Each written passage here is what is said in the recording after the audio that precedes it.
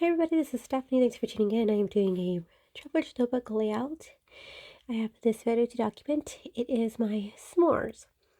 I'm going to be grabbing out this paper pad called Adventure and these two stamps, as well as this beautiful blue from the Catherine Polar inks. I do pull out an orange toward the end as well. So I'm pulling out some scraps from this paper pad that I thought would go perfect for my journaling, and I do debate between the notebook paper, pattern paper, or these scraps, and I go with the scraps. This washi tape, I was so excited to finally use it. It's been in my stash way too long. So documenting s'mores and a summer night sometime during last year. I had went away from doing traveler's notebook layouts, but I had that there and I had this story on the back of my head just waiting to be scrapped. So I finally took the time and I'm so glad I did. I had so much fun using these stamps and this washi tape. So I'm looking for a spot on where I can place this. I thought I would do it on both sides, but on the top and the bottom of this spread, but I ended up going with the bottom. I really like the idea of having it kind of be my anchor at the bottom of the page. So I'm moving things around since my son and my toddler is on the left of me. So yeah, he likes to be in the craft room with me. And when I have the shorter layouts, it's okay to have him there. He's such a big helper. Right, so I'm going to grab out my title. It's from the stamp set, and it says, "Everything is more fun with you." You guys, it is so freaking adorable. I cannot resist things like this. Tell me you can't either, please. I was just giggling to myself as I thought of different puns and stuff, and I just really enjoyed this process. So I'm now placing some of these stamped images throughout the top portion of my spread, and I'm kind of letting them hang off the page to give it that pattern paper feel, like it, it got cut down. So you can definitely do an entire spread doing this way, and you make your own pattern paper. Love the idea, but I just wanted for this spread just to have the top portion be in this form. So now I'm grabbing out the marshmallow that's on its own, and again I'm doing the same thing, placing it throughout the gaps of this spread. This is why I didn't adhere my pattern papers down yet, so that way I don't have to worry about masking and having any issues or mistakes, since that is something that would definitely happen to me. And so I'm not going to adhere anything down till the end. So I'm just again making a pattern paper feel for the top portion, adding in items here and there. Alright, to finish off the top portion, I'm going to go ahead and grab out the branch stamp image from the set, and I'm going to use that in Vintage Photo. Initially, I thought I would do the smaller branch, and I kind of wish I did, just because it makes more sense on that smaller scale of the pattern paper that I'm doing on the top. But I felt like it looked more like a wand than a branch, so I go with the bigger one that has two branches sticking out, and I stamp out a couple of places here and there. I do want to mention my Vintage Photo needs to be re-inked. I've had it for a number of years without ever re-inking it, but it still came out like a subtle brown that was good enough for me. As you can see here, I'm kind of struggling with this icon here, trying to find the perfect placement on my little cluster of here on top.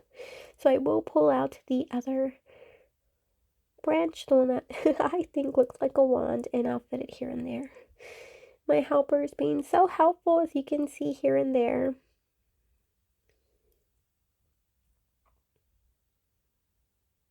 And I'm just kind of filling up this space. I'll be placing in one more small icon here in a bit to just close off and finish off the top portion of my spread. When thinking of Lawn Fawn stamps, I definitely see them more for card making, but I can't resist their cuteness that I have to purchase them, and I always intended to use them for my art journal and also for my daily journaling. However, since I had switched from a Hobonichi, from an art journal, olive journal to an Hobonichi journal, I can no longer really ink in there as heavy as I used to in my previous journals, so that has really limited my time of enjoying my stamps. So this was such a nice change to place them here in my Traveler's Notebook. So I'm going to zoom in here to see how I am toasting up these marshmallows. I went ahead and grabbed out some vintage photo, smushed it on my acrylic block, placed a splash of water, and I'm just coloring them in. I'm toasting them all up. I just like doing it this way because it helps me control the water more than it does in the actual the water brush itself. So I'm just coloring them in here, toasting them up nice and cute. I just can't resist these. Oh, so happy that I pulled this stamp set out. And I'm just toasting these all up, and then I'll move on to my s'mores. So comment down below and let me know how toasty do you like your marshmallow. Are you a s'mores fan or not? I definitely used to be when I was younger, but 1 or 2 is my max. I could probably do like 3 toasted marshmallows, but 1 s'mores and I'm done. Maybe 2, but oh, I think I'll regret the second one. It's so sweet, so good. So now I'm placing a little bit of this vintage photo here.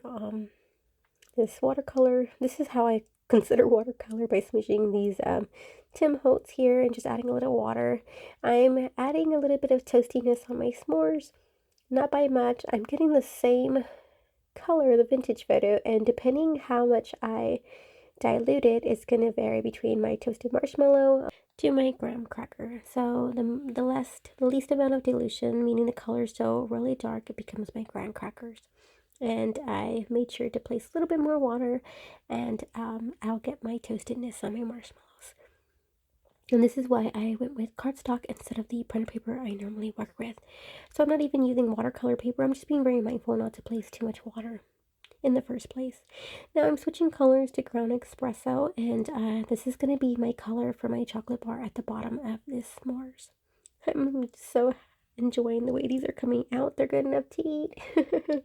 So I decided to do this spread because as we jump into summer soon, I wanted to see if there's going to be a difference on how everybody likes their marshmallows, and the story just stuck in my head, and who knows, as they get older, things are going to obviously change.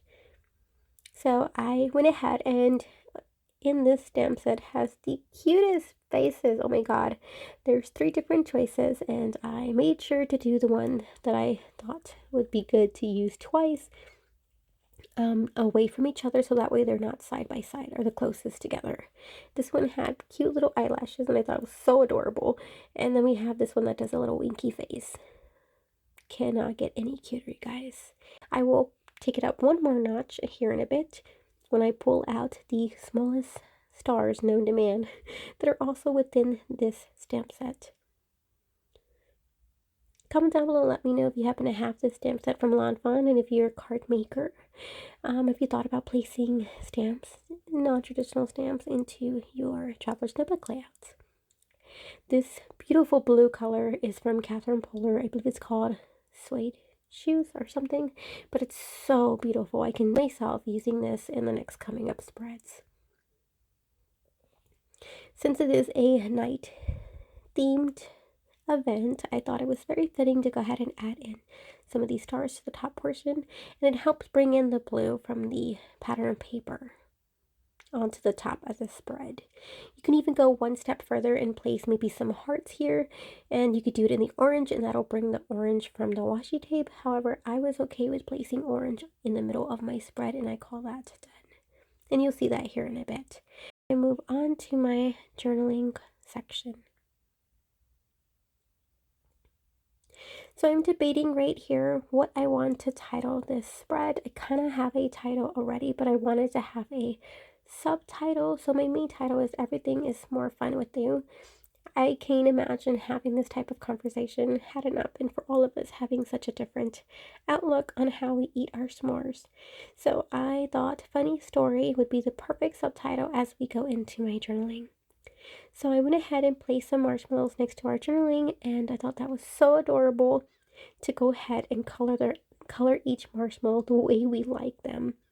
I did make a mistake there in the second to the last one. I was trying to do kind of like a skew in a pattern, but I will just cut out the stamp image and adhere it when it comes time to. So the first one is in Henry. He does not like placing his near the fire because it's hot, and he won't eat it if it's been burned / toasted. Mason will give his marshmallow a slight tan, and that's it. If it's too dark of a tan, he won't even eat it. Then we move to my husband. That's the third one, and he will toast his a nice light medium, but then he'll probably only eat one or two and he's done. Mine, I like to toast out my outer shell, eat the shell, and then I retoast the center portion. I don't know if that's weird, but I love doing that, so I have 2 for 1. And now we're moving to Sean's at the bottom. He does not toast his. He burns his. Straight up, it is black as coal when we're done. I don't make that one as dark as black because I want to place their little faces on these marshmallows, and they fit. I was so happy to figure that out, that they fit within the marshmallows, those cute little faces. So I'm trying it in between time because I grabbed out black soot. Again, I'm trying to really darken up this thing, give it the best image and replica of how his marshmallows turn out. But I just found that so funny how we basically do an ombre of it just getting toastier and toastier until it's burnt. So initially I thought I would just do my husband and mine and then go down the line by age, but it made more sense to do it this way. And I love the way this came out so much, you guys. All right, I'm gonna let that dry, and I'm gonna look for some embellishment here. I thought I would go with this sticker from the stickers that I got from Ellie Studio. I believe they're from last year, back in October/November, that I forgot to use.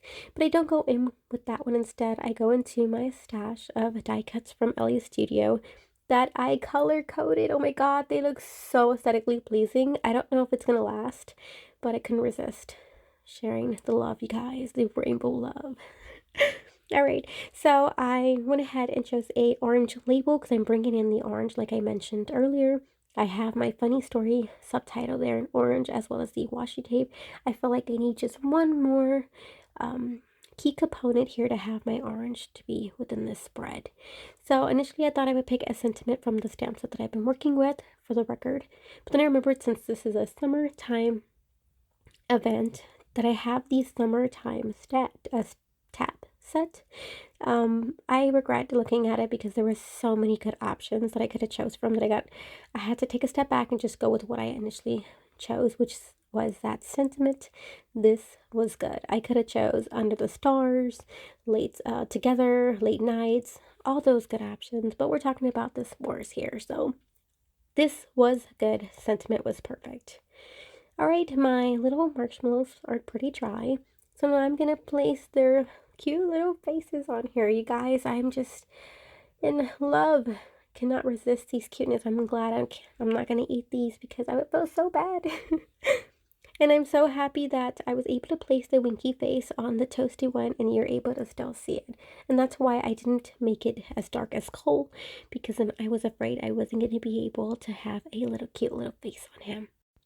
There you have it. We are done, you guys. It came out so adorable, if I don't say so myself. I know you probably heard that word 100 times. I cannot resist this cuteness, though, and I'll say it again. I hope you got inspired in some way. As always, thank you so much for watching. If you liked this video, don't forget to hit thumbs up and to subscribe to see more videos like these. Until next time, bye guys!